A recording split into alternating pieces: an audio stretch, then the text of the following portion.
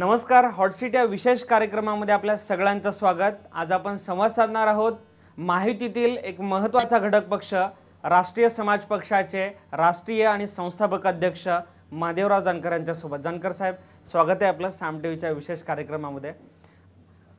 सर्वात पहिला माझा प्रश्न आपल्याला असेल, महायुतीमध्ये एक घटक पक्ष म्हणून सामील होताना वैचारिक एक विचारधारा सेना भाजपची जी आहे त्याच्याशी तुम्ही सहमत होता की एक राजकीय तडजोड म्हणून आपण माहितीमध्ये आलात?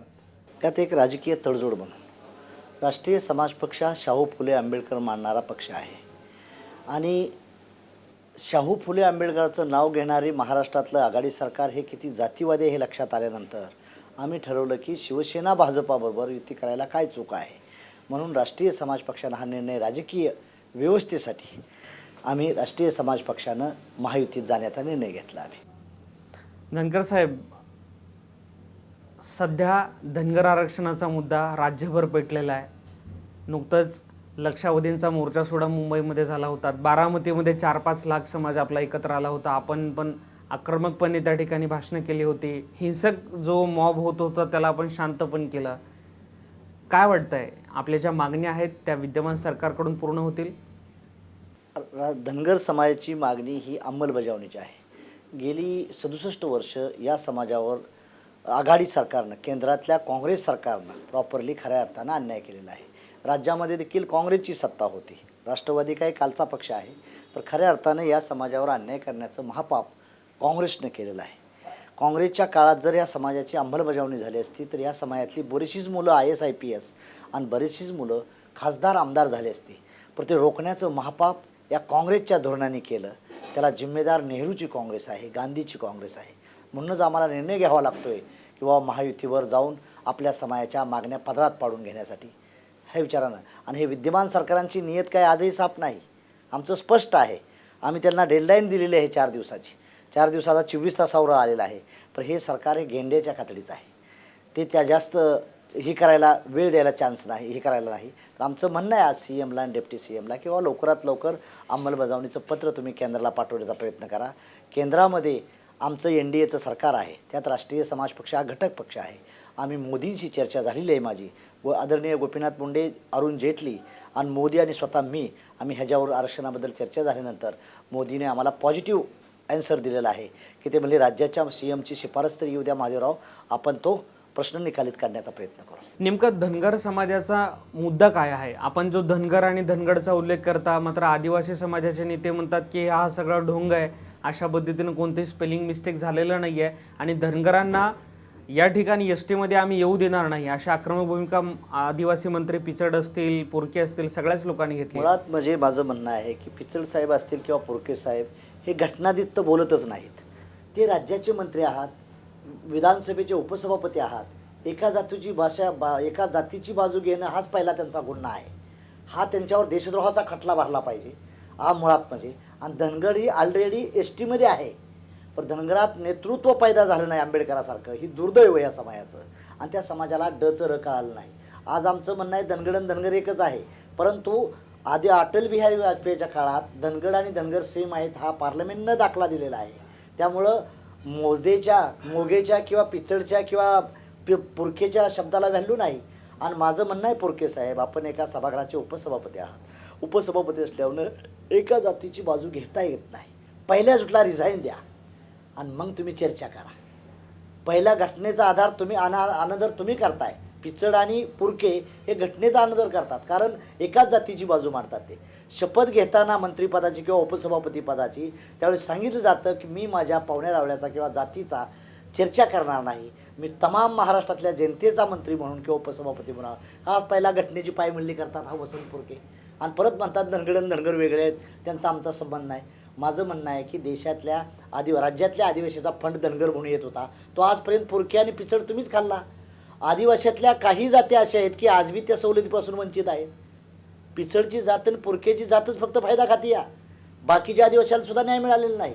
तर आमचं म्हणणं आहे आमचं जे केंद्रातलं आलेलं बजेट 67 वर्षाचं या पिचडनंच खाल्लं आणि पुरकेनंच खाल्लं. आणि पिचडचा खरा करविता कोण असेल तर तो बारामतीचा शरद पवार आहे. मी एका पक्षाचा अध्यक्ष आहे. माझ्या पक्षाचा आमदार आणि मंत्री जर माझा ऐकत नसेल तर दुसऱ्या दिवशी त्याला मी किक आउट करेल.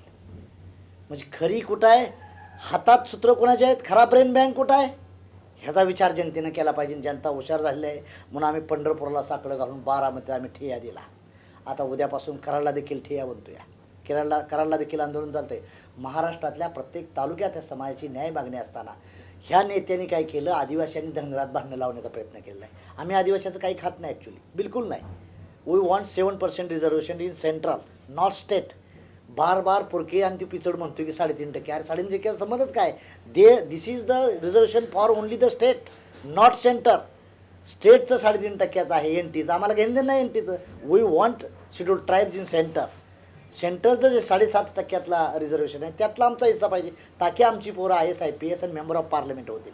तर आमचं म्हणणं आहे की पिचड आणि पुरके ते म्हणतात असताना आदिवासी वगैरे वगैरे, असं आदिवासीचा क्रायटेरिया 99% धनगर समाजाने फुलफिल केला. इरावती कर्वेपेक्षा आपण विद्वान नाही. गोविंद घारे हा चमचा होता पिचडांचा, पवारांचा. त्यांनी ते लिहून घेतलं होतं पुस्तक. गोविंद घारे हा कोळी होता, महादेव कोळी बी नव्हता. आज महादेव कोळीला दाखला मिळत नाही. माझं चॅलेंज आहे, पिचडची पुरके जात खरे आहे का ती देखील डायग्नॉसिस झालं पाहिजे, ती बी चर्चा बाहेर आली पाहिजे. आमचं म्हणणं आहे आदिवासीच्या विरोधात मी बिलकुल नाही, आदिवासी हक्कातलं आम्हाला मुळीच खायचं नाही. परंतु आमची म्हणणं आहे की 67 वर्ष अंमलबजावणी का झाली नाही धनगरांची, ती अंमलबजावणी फक्त करावी.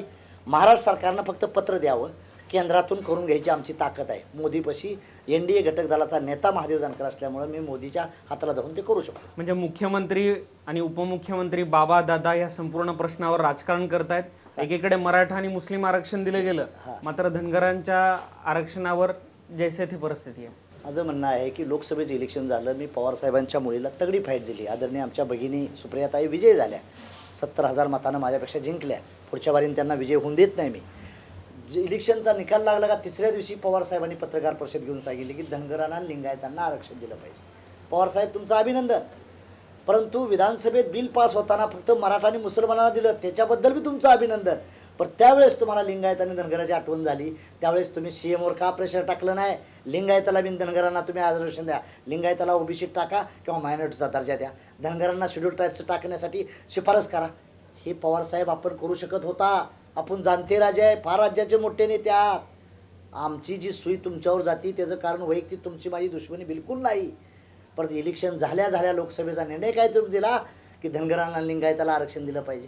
का तर धनगराचं जवळजवळ 187 मतदारसंघ असं विधानसभेचं आहेत की आम्ही पॉवरफुल आहे, आणि 31 मतदारसंघ लिंगायतांचा बेल्ट आहे की तिथे आम्ही पॉवरफुल आहे. आता तुम्ही कुणाला लिंगायताला अंगाव घ्या, धनगराला अंगाव घ्या, आलपाला घ्या, महादेव कोळीला घ्या, लोंढऱ्याला घ्या, रामोशाला घ्या, सर्व माणसांची एक गट्टा महादेव जानकर मतं बांधायला लागलेला आहे. बाबादादांची शाही संपली होती असा आरोप. आणि आमचं म्हणणं आहे की त्याच वेळेस मराठा आणि मुसलमानांना दिलं अभिनंदन. शाहू फुलेचं राज्य आहे, त्यांच्यात बी गरीब लोकांना न्याय मिळाला पाहिजे. पण धनगर आणि लिंगायत ज्यावेळेस शाही संपली होती का यांच्या पेनातली, हा माझा सवाल शरद पवारांना आहे. आपण एक जबाबदार नेते आहात, राज्य चालवणारे आपण जिम्मेदार माणूस आहात. त्यावेळेस तुम्ही सांगायला पाहिजे होतं कराडच्या माणसाला, बाबा मी राज्य चालवले, 4 टाईम चीफ मिनिस्टर आहे, हा धोका लक्षात ठेव. तू राणे समितीचा अहवाल जसा कॅबिनेटमध्ये पास केला आहे तसा धनगर आणि लिंगायताचा प्रश्न सोडून टाक. मी तुमचं स्वागत केलं असतं पवारसाहेब, पण खरी मेक तुमच्यापाशीच पाणी मुरतंय काटेवाडीतच, हा आमचा जाहीर तुमच्यावर आरोप आहे.